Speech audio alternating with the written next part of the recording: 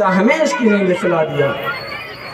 حضرت عیسیٰ علیہ السلام آئے، جب دیکھا کہ پیاری والدہ اللہ سے جا ملی، جناب باری میں عرض کیا، اے میرے مولا، اے میرے اللہ، جس وقت میری والدہ کا انتقال ہوا میں یہاں موجود نہیں تھا، میری والدہ کو زندہ کر دیا جائے تاکہ میں ان سے کچھ باتیں کروں۔ اور حضرت عیسیٰ علیہ السلام کی دعا قبول ہو گئی اور ان کی والدہ کو اللہ نے زندہ کر دیا۔ حضرت عیسیٰ علیہ السلام اپنی والدہ سے عرض کیا، امی جان موت کے مزے کو کیسا پایا؟ حضرت مریم نے فرمایا، بیٹا کیا پوچھتے ہو؟ موت کا ذائقہ تو اتنا تلخ ہے کہ قیامت تک میرے منہ سے اس کی تلخی نہ جائے گی اور مالک الموت کی دہشت ہمیشہ یاد رہے گی۔ ایک بزرگ نے دعا کی، اے اللہ میں موت کے بارے میں کچھ معلوم کرنا چاہتا ہوں۔ اللہ نے ان کی دعا قبول کی اور آواز آئی، اے فلاں قبرستان میں چلے جاؤ۔ وہاں گئے، اللہ کی قدرت دیکھیے، فوراً ایک مردہ زندہ ہو کر قبر سے باہر نکلا اور کہنے لگا، پوچھو کیا پوچھتے ہو؟ اس بزرگ نے معلوم کیا، یہ بتاؤ موت کا ذائقہ کیسا ہے؟ مردے نے جواب دیا، موت کا ذائقہ اتنا کڑوا ہے کہ میرے انتقال کے وقت کو 1000 سال ہو گئے، لیکن میرے منہ سے موت کا کڑواپن نہیں گیا۔ ایک روایت میں آتا ہے کہ موت کی اتنی سختی ہے اور انتقال کے وقت انسان کو ایسی پیاس لگتی ہے کہ اگر انسان کو پانی کے سمندر بھی پلا دیا جائے تو بھی اس کی پیاس نہ بجھے۔ اور ایک روایت میں یہ بھی آتا ہے کہ اگر موت کی اتنی سختی ہے اور انتقال کے وقت انسان کو اگر ایسی تکالیف ہوتی ہے کہ اگر تلوار سے انسان کے 300 ٹکڑے بھی کر دیے جائے تو بھی اتنی تکالیف نہ ہو جتنی کہ انتقال کے وقت میں ہوتی ہے۔ دوستوں اور بزرگوں، جان بوجھ کر نماز کو ترک کرنا کتنا بڑا گناہ ہے، وہ میں آپ حضرات کو بتاتا ہوں۔ حضرت موسیٰ علیہ السلام کے پاس ایک عورت آئی اور حالت اس کی یہ تھی کہ اس کا چہرہ زرد ہو رہا تھا، آنکھوں سے آنسو بہہ رہے تھے۔ کہنے لگی کہ اے اللہ کے رسول، میں ہلاک ہو گئی، برباد ہو گئی، آپ دعا فرما دیں تاکہ اللہ مجھ کو معاف فرما دے۔ حضرت موسیٰ علیہ السلام نے اس سے معلوم کیا کہ پہلے یہ تو بتاؤ کیا گناہ ہوا؟ اس عورت نے بتلایا، اے اللہ کے نبی، مجھ سے زنا کا صدور ہو گیا تھا، پھر لڑکا پیدا ہوا تو میں نے اس کو قتل کر دیا۔ حضرت موسیٰ علیہ السلام غصہ ہو گئے اور اس عورت کو ڈانٹ کر فرمایا، کم بخت دور ہو جا، اور لوگوں سے کہا جلدی کرو، اس عورت کو یہاں سے نکال دو، کہیں اس کے گناہ کی نحوست سے ہمارے اوپر عذاب نازل نہ ہو جائے۔ وہ عورت نہایت ہی دلبستہ اور مایوس من توبہ ہو کر چلی گئی۔ ادھر وہ آسمان اور زمینوں کا مالک یہ سب کچھ دیکھ رہا تھا اور سن رہا تھا۔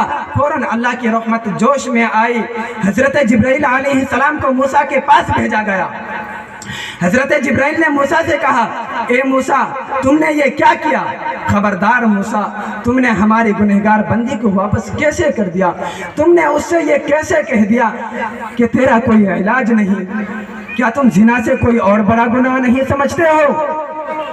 یاد رکھو موسیٰ، خبردار، یاد رکھو موسیٰ، زانی اور قاتل سے بڑا گنہگار نماز کو جان بوجھ کر چھوڑنے والا ہے۔ میرے دوستو، اندازہ کرو کتنا سخت گناہ ہوگا نماز کو ترک کرنے کا۔ ایک جگہ نبی نے ارشاد فرمایا، من ترک الصلاة متعمدا فقد کفر، یعنی جس نے جان بوجھ کر نماز کو ترک کی اس نے کفر کیا۔ اے دنیا کے انسانوں، یہ موت ہے جو ایک اٹل حقیقت ہے، اس نے کسی انسان کو نہیں اس نے کتنی عورتیں ہستیوں کو زیر خاک کر دیا، موت نے کسی کو نہیں چھوڑا، سب کو اپنی لپیٹ میں لے رکھا ہے، اس کو کوئی چیز ٹالنے والی نہیں۔ اگر موت کو حکومت کے ذریعہ ٹالا جاتا تو فرعون کو کبھی موت نہ آتی، اگر موت کو دواؤں کے ذریعہ ٹالا جاتا تو جالینوس افلاطون کو کبھی موت نہ آتی، اگر موت کو حکمت و دانائی کے ذریعہ ٹالا جاتا تو لقمان علیہ السلام کو کبھی موت نہ آتی۔ اے عزیزوں، اگر موت کو نبوت کے ذریعہ بھی ٹالنا ممکن ہوتا، اگر نبوت کے ذریعہ بھی ٹالنا ممکن ہوتا تو دونوں جہاں کے سردار آمینہ کے لال حضور صلی اللہ علیہ وسلم کو کبھی موت نہ آتی۔ روزانہ ایک فرشتہ اعلان کرتا ہے، الا یا ساکن القصور المعلی ستدفن عن قریب فی التراب۔ اے بے خبر تجھے حیات کا کیا اعتبار ہے، اے بے خبر تجھے حیات کا کیا اعتبار ہے، ہر وقت موت سر پر بشر کے سوار ہے۔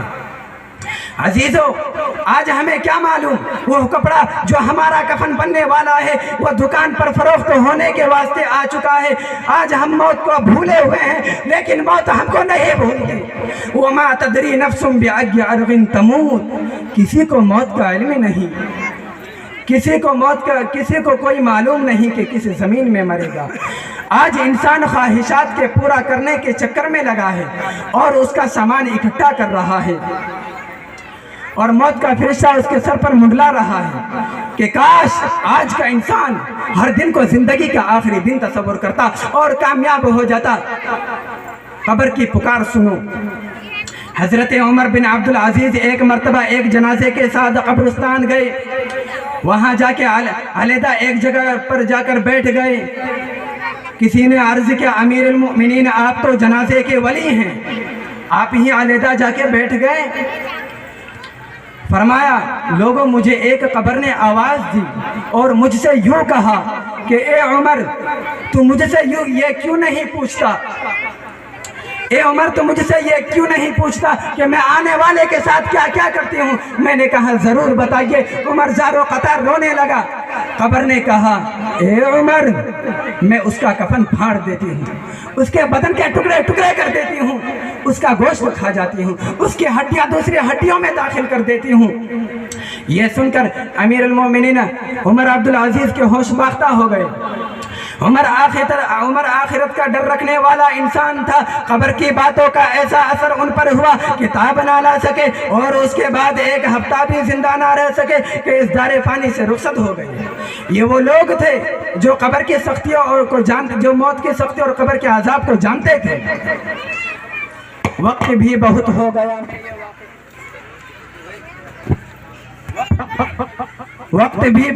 گیا، میں یہ واقعہ مختصر بیان کر کے اپنے تقریر کو ختم کر دوں گا۔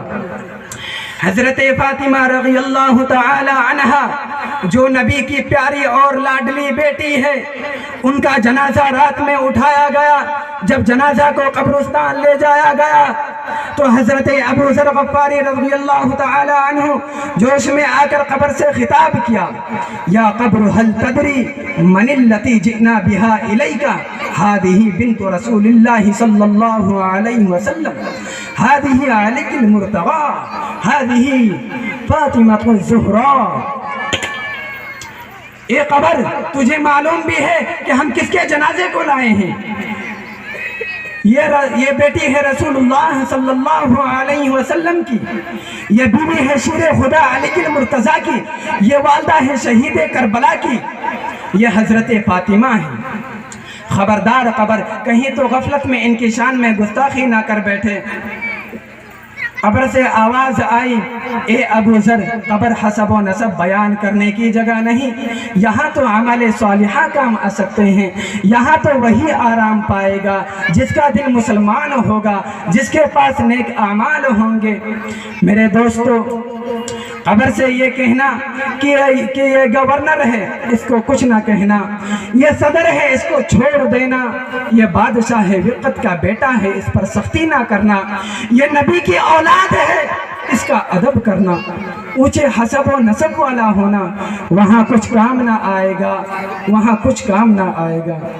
مرنے کے بعد عہدے ختم، گورنری ختم، وزیر کی وزارت ختم، اسی دن دوسرا منتخب کر لیتے ہیں۔ میرے بھائیوں، وہاں کے لیے تیاری کرو، دیکھو وہاں کے لیے تیاری کرو۔ اللہ تعالی ہم سب کی عذاب قبر سے حفاظت فرمائے۔ میں اس تقریر کو اس شاعر کے ساتھ ختم کرتا ہوں کہ کوثر سے زباں پاک ہو آنکھیں ہو نمیدہ کوثر سے زباں پاک ہو آنکھیں ہو نمیدہ پھر بھی نہ بیاں ہو تیرے اوصاف حمیدہ ہوتا تو دکھاتا مجھے وہ خالق گلشن ہوتا تو دکھاتا مجھے وہ خالق گلشن گلشن میں کھلا ہی نہیں تجھ سا گلے چیدہ وآخر دعوانا ان الحمدللہ رب العالمین۔ یہ کون